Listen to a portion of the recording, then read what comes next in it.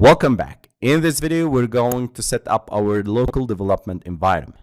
We'll start by downloading XAMPP, install it, then creating our MySQL database. Go to apachefriends.org website and select download.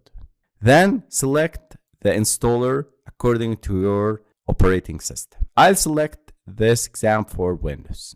Then run the installer. Then open the XAMPP. And XAMPP is a popular, free, and open source software stack that facilitates the setup and management of a local development environment for web applications.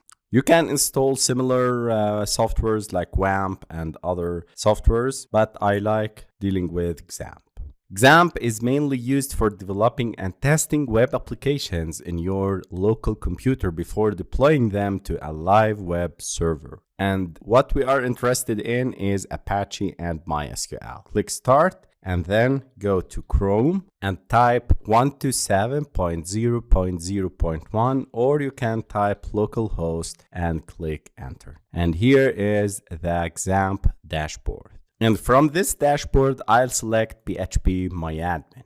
PHPMyAdmin is a popular open source web-based graphical user interface tool used for managing and administering MySQL and MariaDB databases. It allows users to interact with their databases through a web browser, making it easier to perform various database-related tasks without having to use the command line interface. PHPMyAdmin provides a user-friendly interface for creating, modifying, and deleting databases, tables, and fields within those tables. And for that, I use this PHPMyAdmin.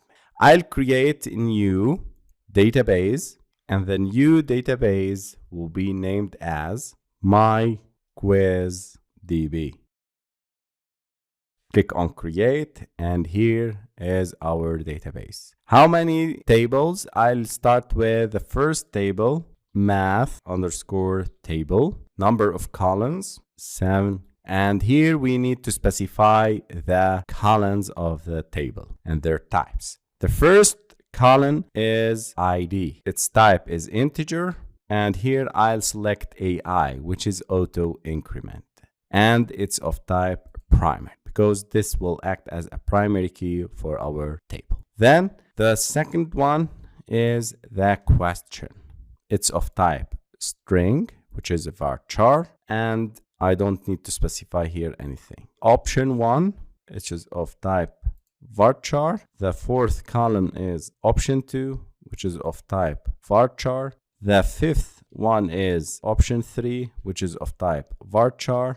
Option 4, varchar, and the last one is the correct underscore option, varchar. Then select save.